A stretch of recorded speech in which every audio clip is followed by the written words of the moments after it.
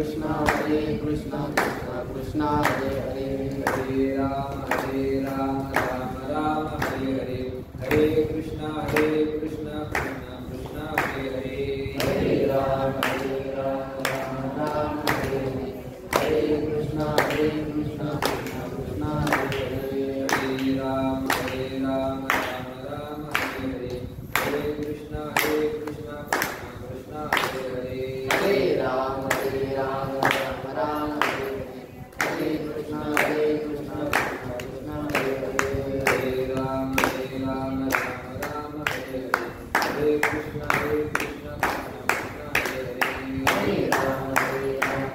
राम हरे हरे, हरे कृष्ण कृष्ण हरे हरे, हरे राम राम हरे हरे, हरे कृष्ण कृष्ण कृष्ण हरे हरे, हरे राम राम हरे हरे, हरे कृष्ण हरे राम राम हरे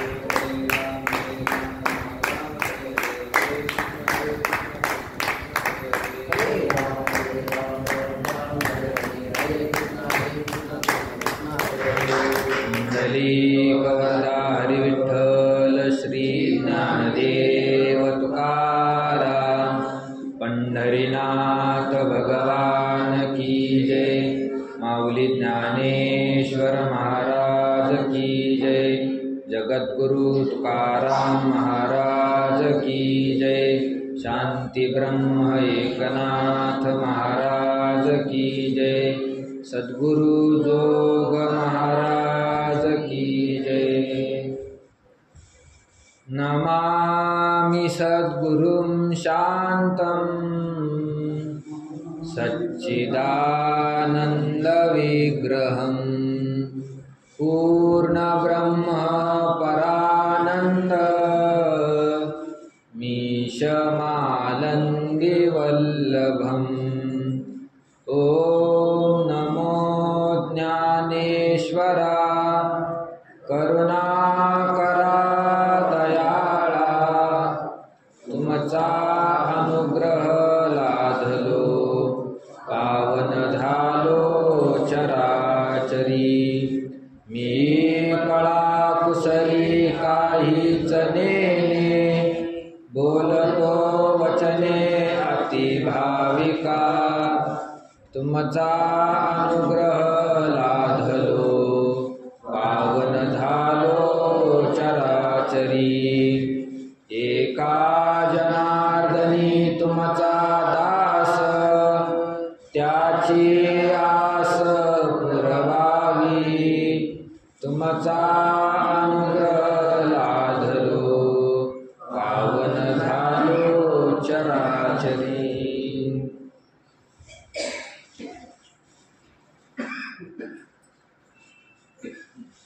इरवी तरी मी मूर्ख, जरी जाहला अविवेक, तरी संत कृपा दीपक सोज्वळ असे।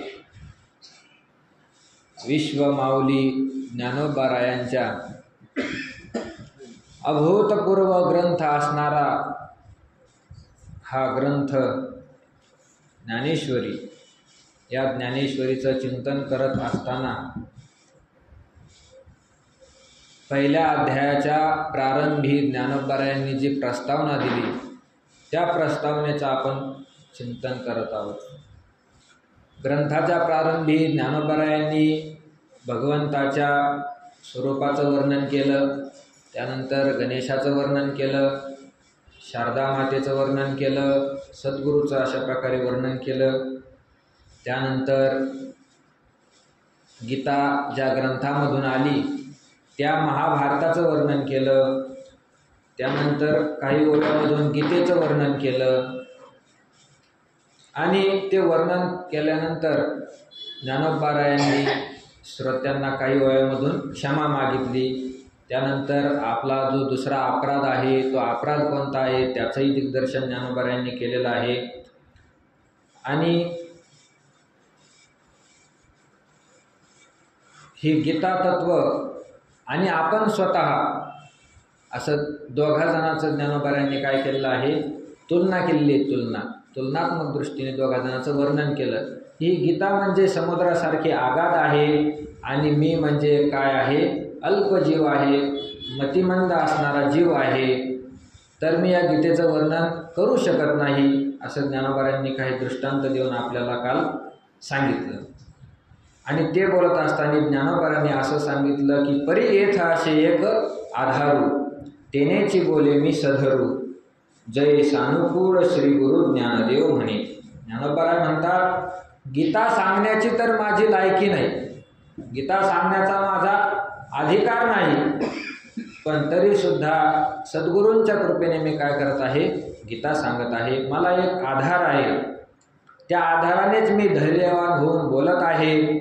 जय सानुकूळ श्री गुरु ज्ञानदेव म्हणे. ज्ञानेश्वर महाराज म्हणतात, मला श्री गुरु कसे झालेले आहे, सानुकूल झालेले आहे, सानुकूल. इथपर्यंत आपण काल काय केलं होतं, चिंतन केलं होतं. आपल्याला आता पुढं चिंतन करायचं. गीतेचं फार मोठं हे काय सांगितलेलं आहे, महात्म्य भगवंतांनी सांगितलेलं आहे. गीताशास्त्र, ते गीतेचं महात्म्य भगवंतांनी सांगितलं.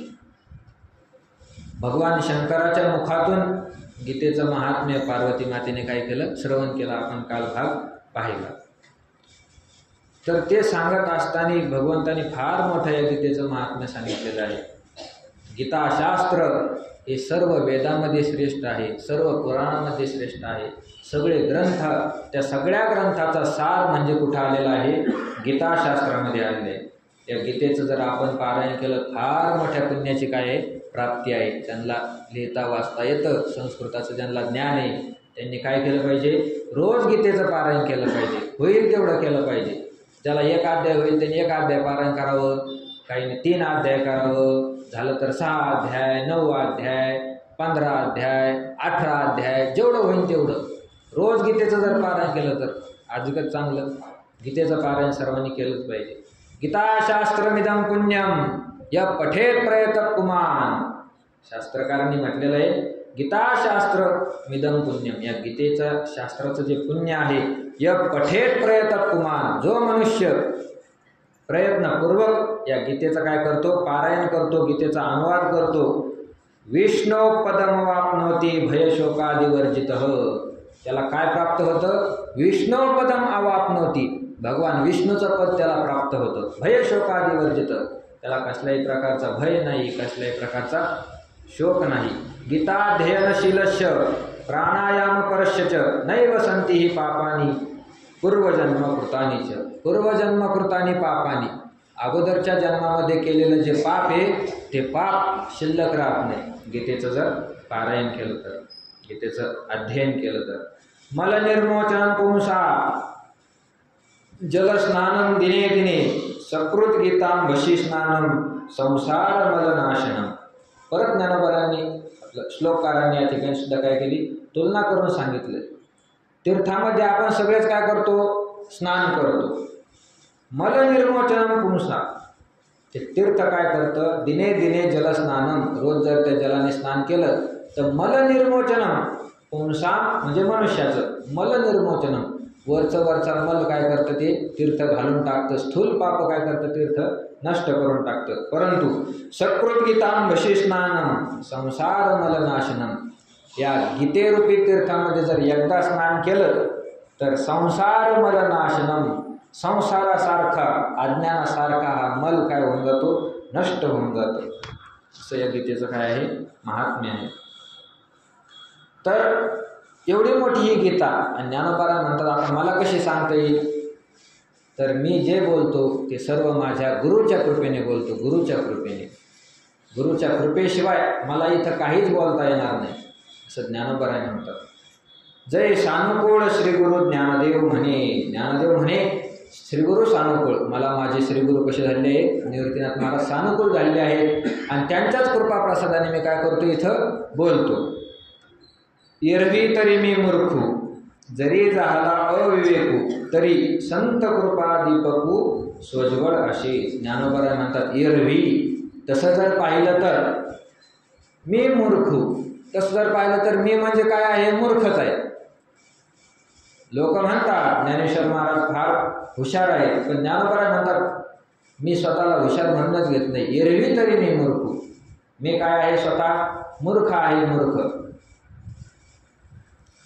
जरी झाला अविवेकू, जरी मी मूर्ख असलो, जरी मी अविवेकू म्हणजे विवेकरहित असलो, विवेकहीन असलो, जरी माझ्याजवळ विवेक नसला, सार काय आसार काय हे जरी मला कळत नसलं, जरी झाला अविवेकू, तरी संत कृपा दीपकू सोज्वळ असे.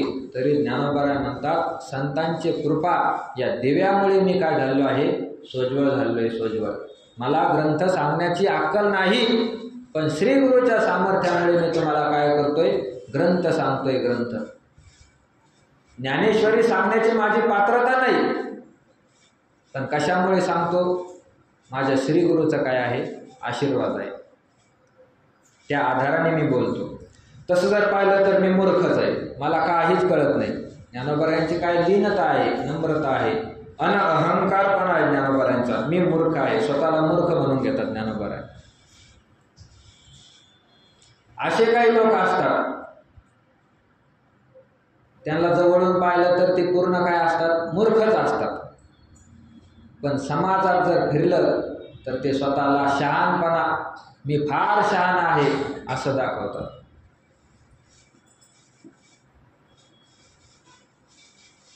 काही मूर्ख लोक असतात, ते शहाणपणा दाखवतात. काही शहाणे लोक असतात, ते आपला मूर्खपणा दाखवत असतात. काही मूर्ख नसतात आणि शहाणे नसतात, काही मूर्ख पण असतात आणि शहाणे पण असतात.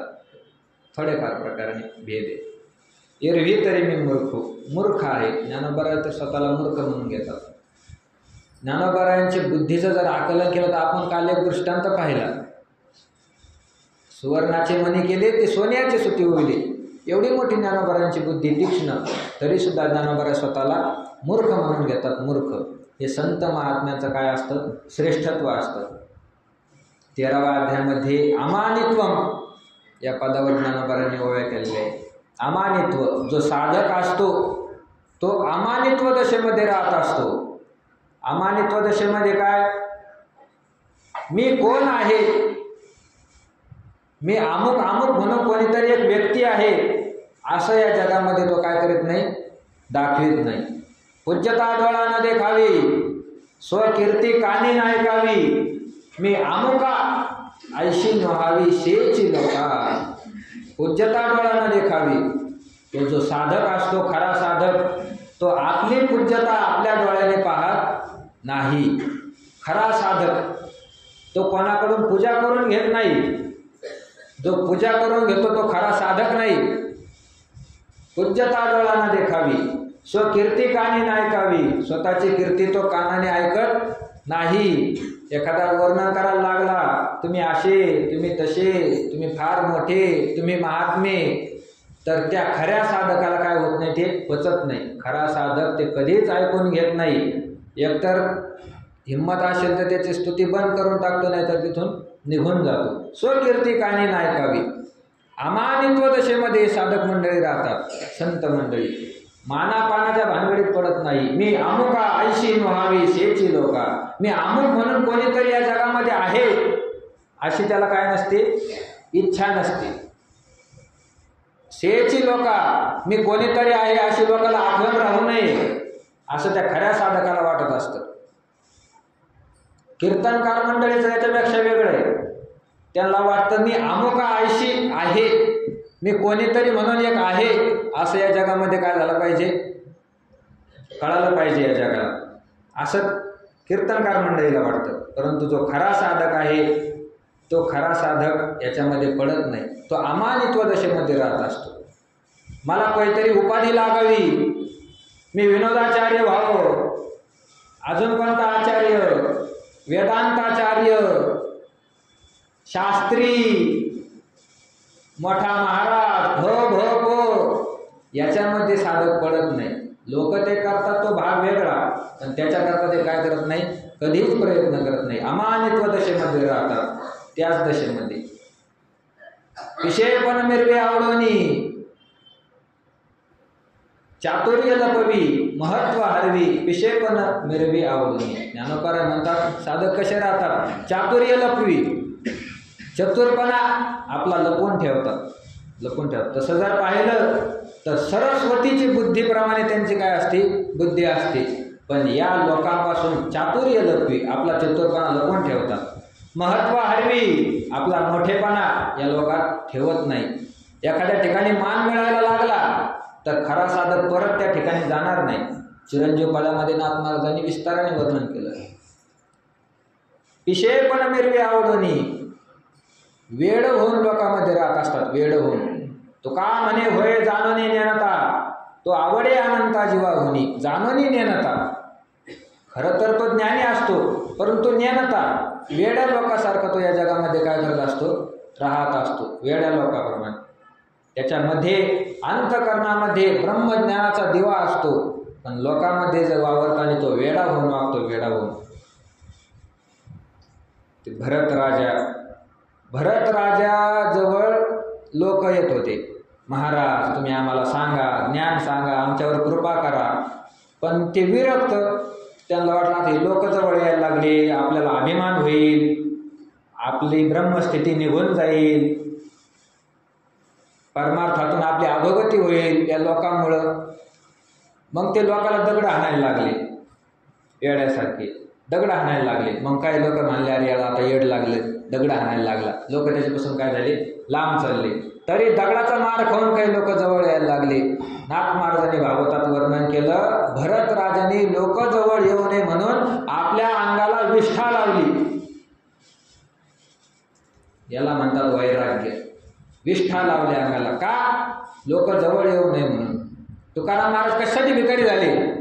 तसं पाहिलं तर तुकाराम महाराज भिकारी नव्हते, भिकारपणा त्यांनी स्वीकार केला, भिकारपणा स्वीकार केला. केवढं मोठं कर्जाच्या वया सगळ्या बुडून टाकल्या, किती मोठं घरातलं अन्नधान्य सगळं लुटून दिलं, सगळं लुटून. भिकारीपणा अंगामध्ये स्वीकार केला. का? होईन भिकारी पंढरीचा वार करी. कशासाठी भिकारी होईल? तुकोबारा सांगतात, व्हावया भिकारी हे आम्हा कारण, अंतरोनी जन जावे दुरी. भिकारी होण्यासाठी हे कारण आहे, काय? जन अंतरोनी दुरी जावे. हे लोक आमच्यापासून काय झाले पाहिजे, लांब गेले पाहिजे, लांब. कारण हे लोक खऱ्या साधकाचा घात करतात, घात. म्हणून जो सत्पुरुष असतो तो या कीर्तीकडे लक्ष देत नाही. नका माझी स्तुती करू संतजनी, होईल या वचनी अभिमान. भारे भवन दीन उतरवे पार, दुरावती दूर तुमचे पाय. तुका म्हणे गर्व पुरविल पाठी, होईल माझ्या तुती विठोबाची. संत मंडळी माझी स्तुती करू नका. तुकोबारा म्हणतात तुम्ही माझी काय करू नका, स्तुती करू नका. स्तुती केल्याने मला अभिमान होईल, परमार्थापासून मी दूर जाईल, देवापासून मी दूर जाईल. म्हणजे संत मंडळी काय करत असतात नेहमी, तर अमानित्व दशेमध्ये राहत असतात. आपल्याला मान पान मिळू नये अशा अवस्थेमध्ये राहत असतात, अशा स्थितीमध्ये ते राहत असतात. म्हणून ज्ञानोबा सुद्धा तेच सांगतात, एरवी तरी मी मूर्ख. तसं जर पाहिलं तर मी मूर्ख आहे. ज्ञानोबा काही मूर्ख नाही. ज्ञानोबाला मूर्ख समजणारा अतिमहामूर्ख एखादा म्हणू शकतो, त्यांनी स्वतःलाच मी मूर्ख म्हणून घेतलंय. आपण का म्हणणे, ती त्यांची लीनता आहे, ती त्यांचा अमानित्व दशा आहे. ज्ञानोबा मूर्ख नाही. माग एक आळंदीमध्ये झालं होतं प्रकरण, आमचे वैकुंठवासी वक्ते बाबा असताना एक भामटा म्हणला होता की ज्ञानेश्वर नावाच्या पोराच्या मेंदूला परमाणू नावाचा रोग झाला, परमाणू नावाचा रोग झाला. आळंदीत म्हटला होता. महाराज लोकांनी काय नाही केलं त्याला, कारण त्यांना काही करायचंच नाही ना. लोक पैसे देतात, बस आपलं भागलं. आमचे वक्ते बाबा त्याच्या विरोधात काय करत होते, नेहमी त्यांनी प्रयत्न केला. ठोकून काढले लोक, ठोकून. संप्रदाय विरुद्ध जर बोलला तर ठोकला. वक्ते बाबासारखे महात्मे होते. म्हणून ज्ञानोबांनी स्वतःला मूर्ख म्हणून घेतलेलं आहे. सद्गुरूचं महात्म्य किती मोठं असतं, ग्रंथाचं महात्म्य किती मोठं असतं, ते सांगण्यासाठी स्वतःला काय केलेलं आहे, मूर्ख म्हणून घेतलं आहे. जरी झाला अविवेक, ज्ञानोबा म्हणतात मी जरी अविवेकी झालो, जरी मी अज्ञानी असलो. आता ज्ञानोबा अज्ञानी आहे का? त्यांचं नावच काय आहे, ज्ञानदेव, ज्ञानेश्वर. ज्ञानोबा अज्ञानी नाही, पण स्वतःला काय करतात, अज्ञानी म्हणून घेतात. ज्ञानाधिराज, ज्ञानाचा काय आहे, राजा आहे. नामदेवरायांनी वर्णन केले, ज्ञानराज माझी योग्याची माऊली, जेने निगमवल्ली प्रगट केली. माझी ज्ञानराज योग्याची माऊली आहे, योग्याची माऊली. ज्ञानराज शब्द वापरला. ज्ञानराज शब्दाचा अर्थ काय, ज्ञानाने जो शोभून दिसतो, असा तृतीय तत्पुरुष समासाने अर्थ होतो. ज्ञानाने जो शोभून दिसतो, परंतु असा अर्थ न करता बहुव्रीही समास करून ज्ञान ज्याच्यामुळे शोभून दिसतं, ज्यांचा जन्म झाल्यामुळे, ज्यांनी ज्ञानेश्वरी ग्रंथ लिहिल्यामुळे ज्ञानाला काय आली, शोभा आली, असं ज्ञानोबारायांचं वर्णन आहे. ज्ञानराज ते ज्ञानोबा आहे, ज्ञानाचे राजे असणारे, ज्यांच्यामुळे ज्ञान शोभून दिसतं, ज्यांच्यामुळे विवेकाला नवी पालवी फुटली, ते ज्ञानोबा म्हणतात. जरी झाला अविवेक, मी जरी काय झालो, अविवेकी झालो, अविवेकी, तरी संत कृपा दीपक स्वज्वळ असे, तरी सुद्धा मी कशामुळे बोलतो, संत कृपा दीपक स्वज्वळ असे. संत कृपा, संतांची कृपा हाच काय आहे, दिवा आहे, दिवा. आणि तो दिवा सुद्धा कसा आहे, स्वज्वळ असे. स्वज्वळ, स्वज्वळ म्हणजे प्रकाशमान असा असणारा दिवा. आणि त्या दिवेच्या आधाराने मी काय करतो, आता हे ज्ञान तुम्हाला सांगतो, बोलतो मी. ज्ञानोबारायांनी एवढं मोठं जे काव्य केलं, एवढं मोठं ज्ञानगंगा प्रगट केली, त्याचं श्रेय कोणाला दिलं, निवृत्तीनाथ महाराजांना श्रेय दिलं, आपल्या गुरुला श्रेय दिलं. हे संत मंडळी कधीच आपल्याकडे श्रेय घेत नाही. आपल्याला अभिमान होईल श्रेय घेतल्यामुळे असं त्यांना वाटत असतं, स्वतःकडे कधीच श्रेय घेत नाही. तुकोबारायांनी सुद्धा आपल्याला जी स्थिती प्राप्त झाली त्याचं श्रेय भगवंताला दिलं. देवकी नंदने केले आपुल्या चिंतने, मज आपुल्या आयशे मना लागून या पिशे. देवकी नंदने आपुल्या चिंतने, मना पिशे लागून या, मज आपली आयशे केले.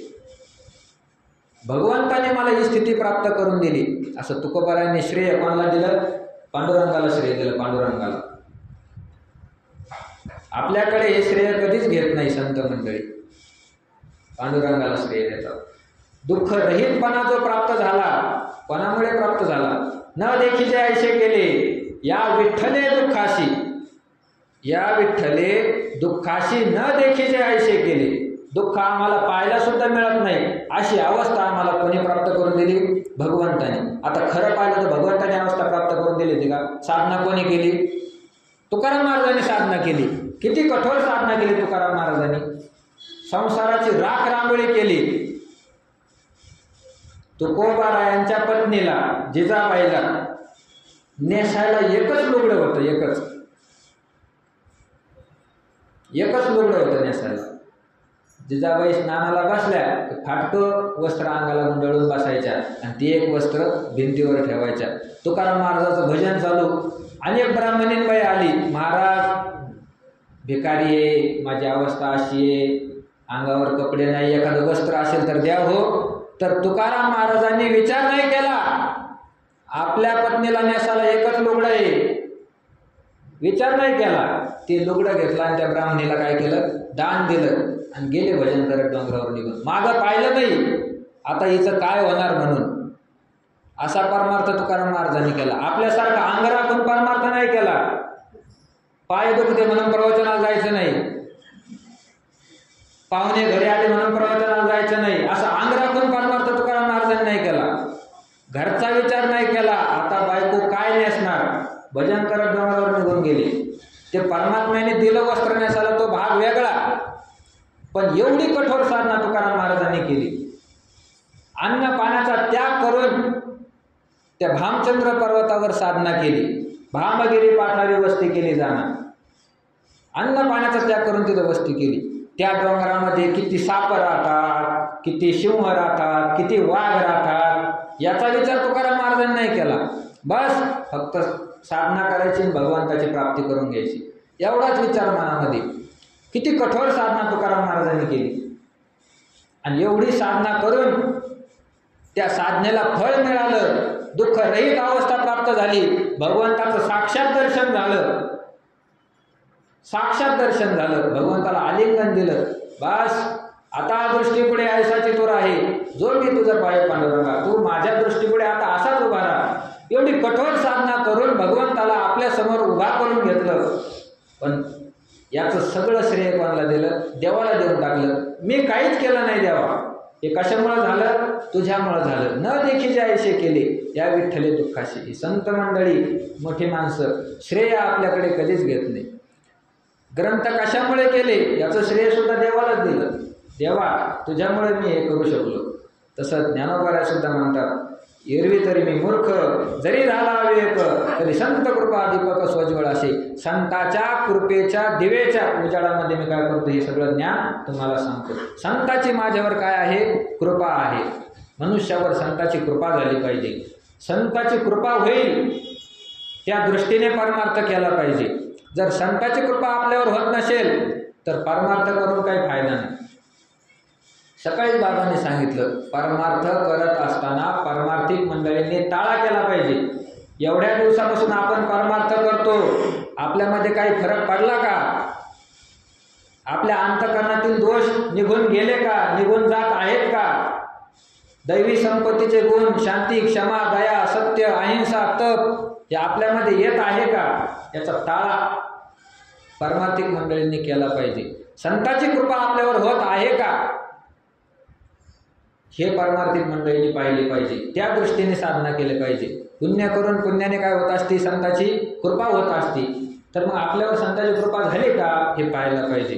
संत कृपा, संत कृपा, या संत कृपेमध्ये फार मोठं सामर्थ्य आहे. काल आपण गावबाचं उदाहरण पाहिलं. काय येत होतं गावबाला? पोळी खाणारा. पण उत्तरकांड लिहिलं रामायणाचं, उत्तरकांड लिहिलं. ही संताची काय असते? कृपा असते. सद्गुरु कृपा घडे तय पांगळा पर्वत चढे. नाथ महाराजांनी भागवतात सांगितलं, सद्गुरूची जर कृपा झाली तर पांगळा मनुष्य सुद्धा काय होऊ शकतो? पर्वत चढून जाऊ शकतो. ज्ञानोबाराय म्हणतात, मी तर पांगळा सुद्धा नाही. मग माझ्यावर जर संताची कृपा असेल तर मी काय ज्ञानेश्वरी सांगू शकणार नाही तुम्हाला? मी काय या गीतेचं ज्ञान सांगू शकणार नाही? संत कृपा दीपक स्वज्वळ असे. संताची कृपा ही माझ्यावर आहे. संत दिव्याप्रमाणे काम करतात, दिव्याप्रमाणे. काल आपण पाहिलं, दिवा जसा दाखवतो अंधारातील वस्तू, तसं संत या अज्ञानाच्या अंधारामध्ये असलेल्या आपल्या लोकांना अज्ञानाच्या अंधाराच्या पलीकडे गुप्त असणारा जो परमात्मा आहे, त्या परमात्म्याचं संत काय करतात? आपल्याला दर्शन करून देतात. म्हणून संत कृपा दीपकू स्वज्वळ असे. हा प्रकाशमान दिवा आहे. त्या दिव्यामुळेच मी सुद्धा प्रकाशमान झालो आणि या ठिकाणी तुम्हाला ग्रंथ सांगायला लागलो. ज्ञानोबा दृष्टांत देतात, लोहाचे कणक होय हे सामर्थ्य परिशीच आहे, का मृतही जीवितला आहे अमृत सिद्धी. लोखंड आहे, लोह म्हणजे लोखंड, कणक म्हणजे सोनं. लोखंडाचं सोनं करणं हे सामर्थ्य परिशीच आहे. म्हणजे परीस, साध्या दगडासारखा दगड परीस, आपल्याला ओळखू पण येणार नाही. तो परीस कसा असतो? काय महात्म्य त्या परीसाचं? तो जर परीस लोखंडाला लागला तर लोखंडाचं काय करून टाकतो? सोनं करतो. सोनं हे सामर्थ्य कोणामध्ये आहे? परिसामध्ये आहे. लोखंडाचं ते सामर्थ्य नाही. लोखंड घेऊन जर आपण सोनाराच्या दुकानात गेलो, काही देईल का? नाही देऊ शकणार. त्याला किंमतच नाही लोखंडाला. पण परिसाच्या संगतीमध्ये जर तो आला, परिसाने जर त्याच्यावर कृपा केली तर त्याचं सुद्धा काय होतं? सोनं होतं, सोनं. आणि त्याला किंमत प्राप्त होती. ज्ञानोबा म्हणतात, मी लोखंडासारखा आहे, मला काहीच किंमत नाही, परंतु माझ्याकडे एक परीस आहे. तो परीस म्हणजे निवृत्तीनाथ महाराज आहे, माझे संत, माझे गुरु. त्या परिसाच्या योगाने मला काय झालं आहे? सुवर्णता प्राप्त झाली आहे, माझं सोनं झालं. एवढे लोक केवढा मोठा जय जयकार करतात. आज किती वर्ष झाले ज्ञानोबारांना, अजून ज्ञानेश्वरीचे पारायण सुरू आहे. एवढा मोठा ज्ञानोबारांचा सोहळा निघतो, लाखो लोक ज्ञानोबारांच्या सोबत माऊली माऊली माऊली म्हणून चालतात. ज्ञानोबा म्हणतात, ही सुवर्णत्व कशामुळे आलं? निवृत्तीनाथ महाराजांची माझ्यावर काय कृपा आहे. लोहाचे कणक होय हे सामर्थ्य परिशीच आहे, का मृतही जीवितला आहे अमृत सिद्धी. का म्हणजे अथवा मृतही जीवितला आहे अमृत सिद्धी. अमृत सिद्धी, मृतही जीवितला आहे. एखादा मनुष्य मेला, तो आता उठू शकतो का? नाही, आता नाही उठू शकत. मेला तो मेला, परत तो जिवंत होऊ शकत नाही. ज्ञानोबा म्हणतात, ब्रह्मदेवाजवळ जरी तुम्ही गेले तरी सुद्धा मेलेला माणूस आता उठू शकत नाही. धातयाही पाया पडता नोठी गतायू पंडुसुता. पंडुसुता गतायू म्हणजे ज्याचं आयुष्य आता संपलंय असा मनुष्य धातयाही पाया पडता नोठी. ब्रह्मदेवाकडे जरी पाया पडायला गेला आपण तरी सुद्धा तो आता उठू शकत नाही. असं जरी असलं तरी ज्ञानोबराय म्हणतात मृतही जीवितल आहे अमृत सिद्धी. सिद्ध अमृत जर आपल्याजवळ असेल तर त्या अमृताचा एक थेंब त्याच्या मुखामध्ये जरी टाकला तरी मृत मनुष्य सुद्धा काय होऊ शकतो, परत जिवंत होऊ शकतो, परत जिवंत होऊ शकतो. मृतही जीवितल आहे अमृत सिद्धी. ते सामर्थ्य मेलेल्या माणसामध्ये नाही, ते सामर्थ्य कोणाचं आहे, अमृताचं सामर्थ्य आहे, अमृताचं. तसं ज्ञानोबराय म्हणतात मी मेलेला आहे, मी काय नाही जिवंत नाही, मी मेलेलो आहे. पण या मेलेल्या माणसाला सुद्धा जिवंत करण्याचे सामर्थ्य ज्या अमृतामध्ये आहे ते अमृत माझ्याकडे आहे. निवृत्तीनाथ महाराज म्हणजे कोण आहे, अमृत आहे. अमृत मेलेल्या मनुष्याला ते जिवंत करतात असं अमृत आहे. मृतही जीवित आहे अमृत सिद्धी. पुढे ज्ञानोबराय बोलतात जरी प्रगटे सिद्ध सरस्वती तरी मुकया आथी भारती येथ वस्तु सामर्थ्य शक्ती नवल काही. जरी सिद्ध सरस्वती प्रगटे तरी मुकया भारती आथी. ज्ञानोबराय सांगतात जर सिद्ध सरस्वती प्रगटे, सिद्ध सरस्वती जर प्रगट झाली तर मुकया ही भारती आथी. मुकया मुका मनुष्य सुद्धा भारती आथी, मुका मनुष्य सुद्धा बोलू शकतो, बोलू शकतो. सरस्वतीची जर त्याच्यावर कृपा झाली तर मुका मनुष्य सुद्धा काय करू शकतो, बोलू शकतो. ज्ञानोबराय म्हणतात मी मुका आहे पण माझे निवृत्तीनाथ महाराज हे सिद्ध सरस्वतीप्रमाणे आहे. मुक्या माणसाकडून बोलून घेतात. येथ वस्तू सामर्थ्य शक्ती नवल काही.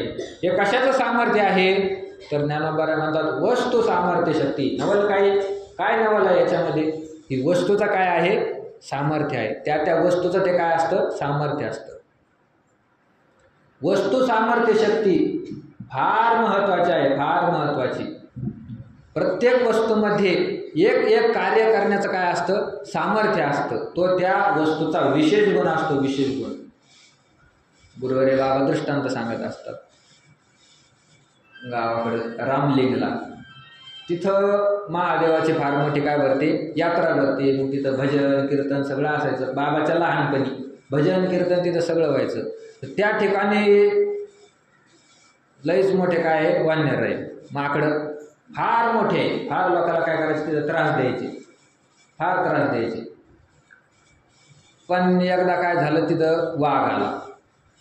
वाघ आला ते माकडाने लांबूनच पाहिलं. मग ते आले सगळे चाव चाव चाव चाव चाव चाव करत आले सगळे एकमेकाला त्यांच्या भाषेत काय बोलले ते बोलले आणि सगळे एक झाडावर जाऊन बसले. सगळे माकडं सगळे वानर झाडावर जाऊन बसले. का, वाघ आला होता म्हणून, वाघ आला होता म्हणून. बाकीचे लोक लपले, इकडे तिकडे गेले मंदिरात, काही असे काही तसे काही.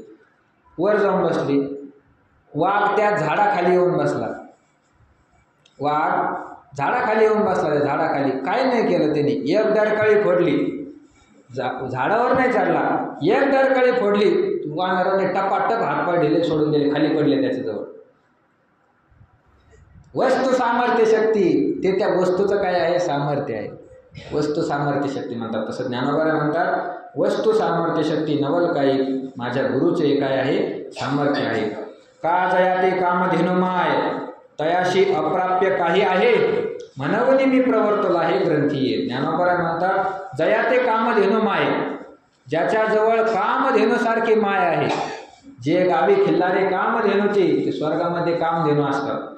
कामधेनु कशाला म्हणतात, कामधेनु कल्पतरू चिंतामणी, आवडीची धनी पुरविती. जी इच्छा करेल कामधेनुजवळ, कामधेनु ती इच्छा आपली पूर्ण करते. अशी पूर्ण इच्छा पूर्ण करणारी ती काय आहे, गाय आहे. ज्ञानोबराय म्हणतात जया ते कामधेनु माय, ती कामधेनु माय ज्याच्याजवळ प्राप्त झाली तयाशी अप्राप्य काही आहे, त्याला मिळणार नाही अशी काही वस्तू आहे का. कामधेनु ज्याच्याकडे प्राप्त झाली त्याला मिळणार नाही अशी वस्तू जगामध्ये नाही. कारण ते सामर्थ्य कोणाचं आहे, कामधेनुचं आहे, कामधेनुचं. किरटी कामधेनुचा पाडा वरी कल्पतरूचा आहे मांदोडा. ज्ञानोबराय म्हणतात अर्जुन हा कोण आहे, एका कामधेनुचं वासरू आहे. आणि ती कामधेनु म्हणजे भगवान श्रीकृष्ण आहे. तयाशी काय अप्राप्य आहे.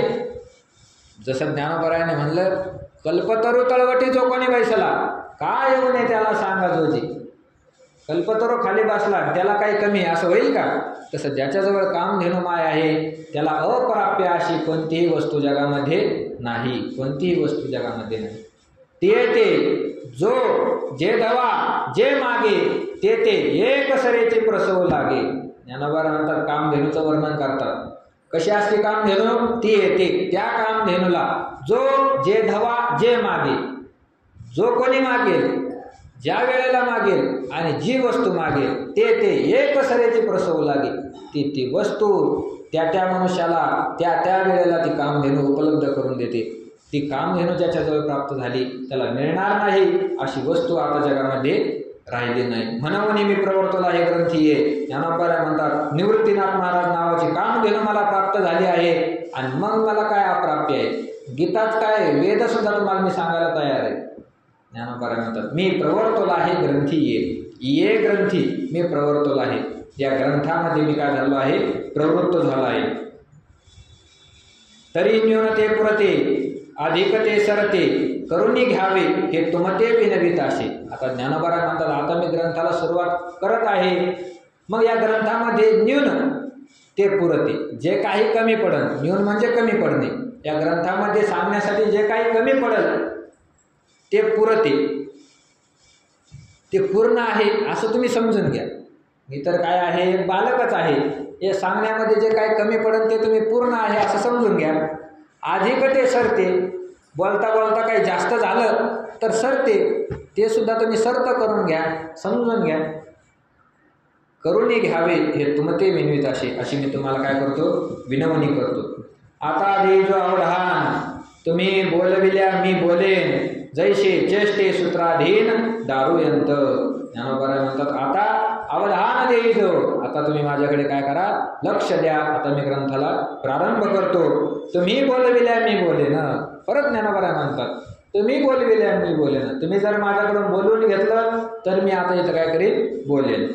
जैसे चेष्टे सूत्राधीन दारूयंत, ज्याप्रमाणे दारूयंत्र सूत्राधीन चेष्टे. दारूयंत्र म्हणजे ते पहिले बावल्याचे खेळ असायचे. वरून त्या बावल्या नाचताना दिसायच्या. एखादी बावली नाचती, दोघी जणी फुगाड्या खेळतात, एखादी जात्यावर दळण दळती, असे ते बावलीचे खेळ व्हायचे. परंतु ते बावल्या कशाच्या आधार होत्या? तर त्याच्यामधून काय असायच्या? दोऱ्या असायच्या त्याच्या पाठीमागं. तो दोऱ्याने त्याला काय करायचं? त्या बावल्याला नाचवायचा. जैसे चेष्टे सूत्राधीन दारूयंत्र, दारूयंत्र म्हणजे बावल्या, सूत्रे सूत्राधीन म्हणजे त्या दोऱ्याच्या अधीन, चेष्टे म्हणजे खेळतात, क्रिया करतात. तसं ज्ञानोबा म्हणतात मी एक बाहुली आहे आणि निवृत्तीनाथ महाराज तुम्ही कोण आहात? तर ते द्वारा आहे. तुम्ही जसं मला ते हलवता तसं मी काय करीन? प्रयत्न करीन.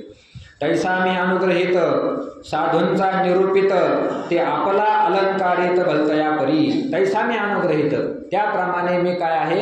अनुग्रहित आहे. तुमचा माझ्यावर काय आहे? अनुग्रह झालेला आहे. अनुग्रह झालेला आहे. तुम्ही मला शिष्य म्हणून काय केलेलं आहे? स्वीकार केलेला आहे. तुमचा मी अनुग्रहित आहे. आणि साधूंचा निरूपित, साधू संतांचा मी कोण आहे? निरूपित. निरूपित म्हणजे निरोप्य आहे, आज्ञाधारक आहे, निरोप देणारा आहे. साधूंनी जो निरोप पहिला सांगितला तो निरोप मी परत सांगण्यासाठी काय करलो?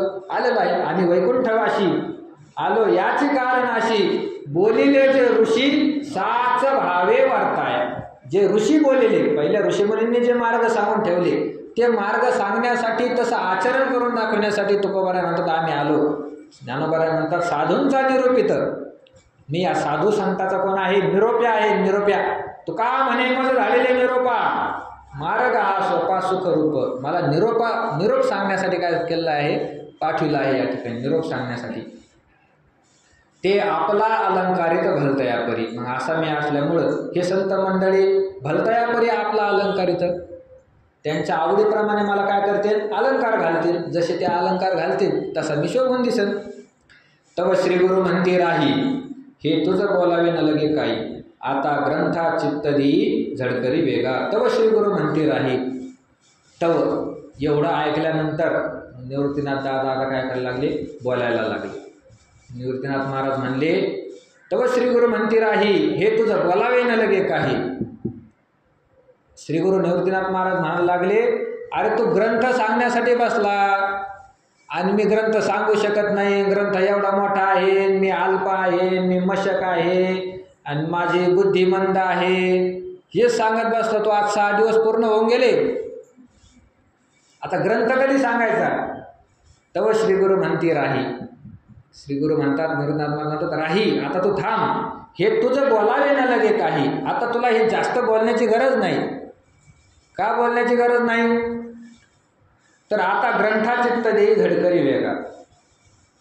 मी लहान आहे, मला क्षमा करा, हे ऐकण्यासाठी हे मंडळी इथं आलेले नाही.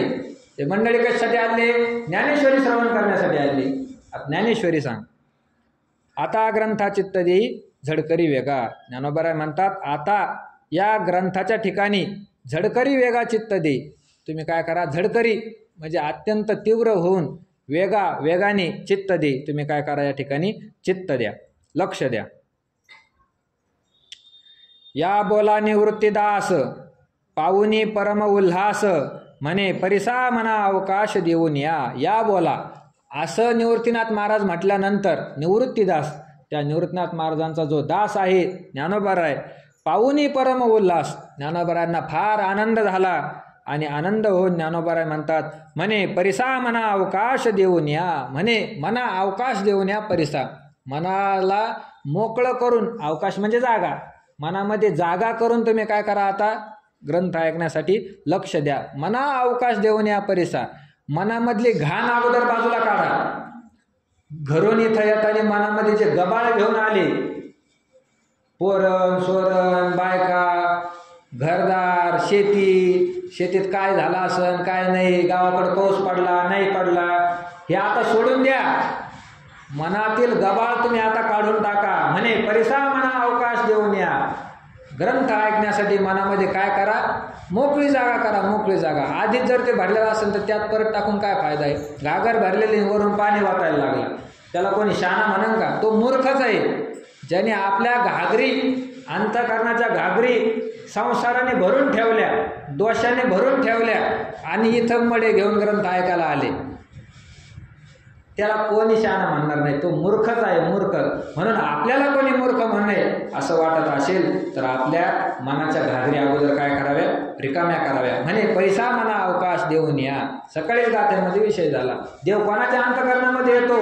तू का म्हणे चित्त करावे निर्मळ, येऊनी गोपाळ राही तेथे. ज्याचं चित्त निर्मळ झालं, अगोदरची घाण ज्याच्या चित्तातून बाहेर गेली, येऊनी गोपाळ राही तेथे, त्याच्या अंतःकरणामध्ये भगवान परमात्मा येऊन राहतात. तुकाराम महाराज म्हणतात मी तेच केलं. काम क्रोधे केले घर देते, का म्हणे देह भरेला विठ्ठले. तर विठ्ठल देहामध्ये भरण्यासाठी काय केलं अगोदर? काम क्रोधे केले घर देते. घरात भरलेले जे काम क्रोध होते मनातले, ते अगोदर बाजूला काढले. म्हणे परिसा मना अवकाश देऊन या. ज्ञानोबा म्हणतात तुम्ही ग्रंथ ऐकायला आले, आता मना अवकाश देऊन या परिसा. मनामध्ये मोकळी जागा करा, मन स्थिर करा आणि स्थिर मन करून या ग्रंथाचं तुम्ही काय करा? श्रवण करा. या ठिकाणी आता गीतेला सुरुवात होत आहे.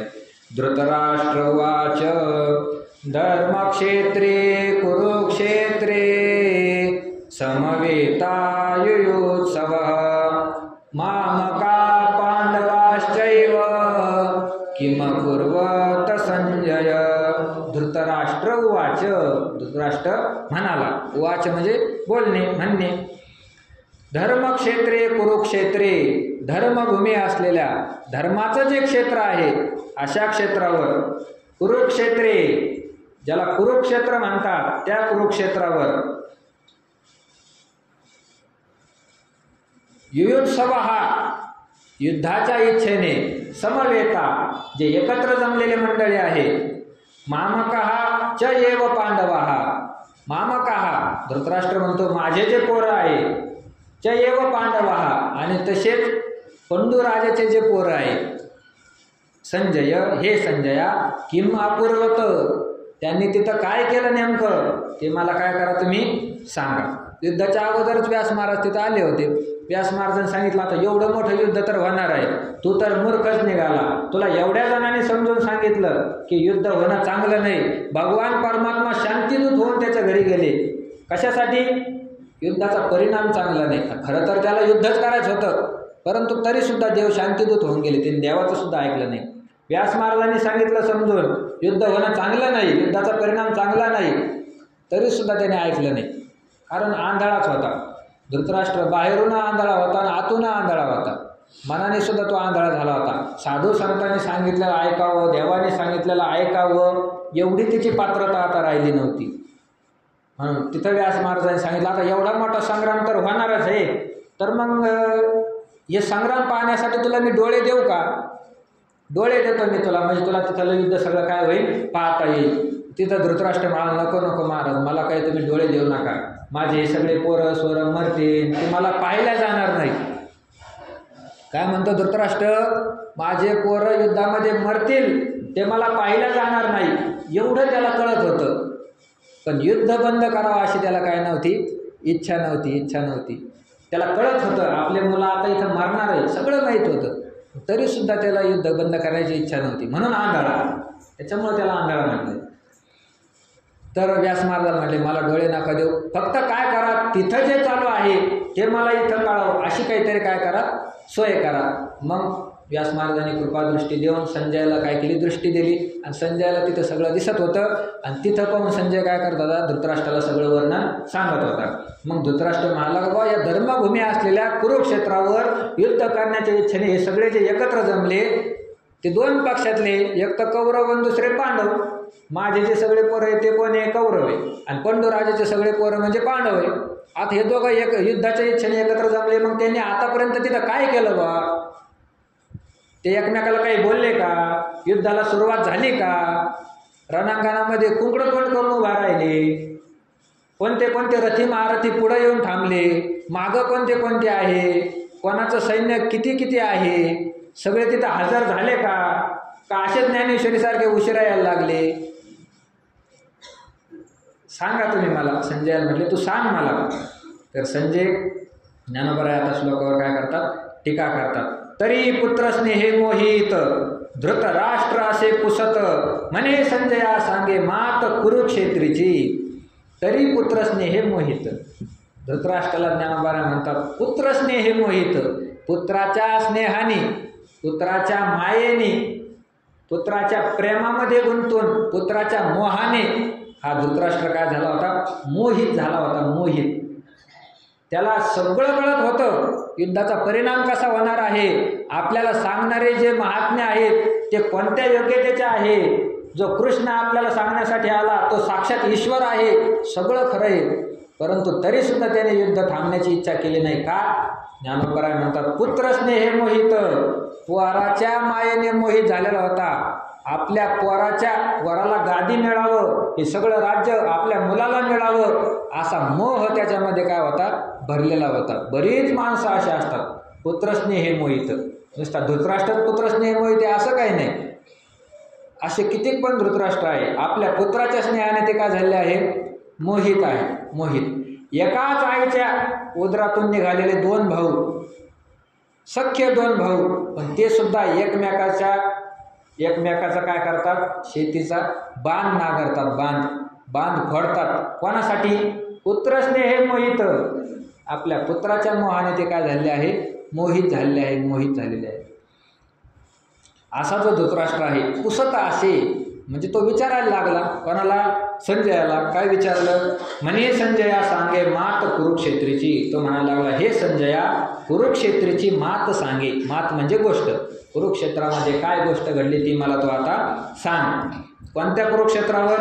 जे धर्मालय म्हणजे तेथ पांडवानी माझे गेले असती व्याजे झुंजाचेनी. जे धर्मालय म्हणजे धर्माचं घर ज्याला म्हटलं जातं. कुरुक्षेत्र कसं आहे, धर्माचं घर आहे, धार्मिक आहे ते वातावरण, तिथली भूमी धर्माने युक्त आहे, जे धर्मालय म्हणजे.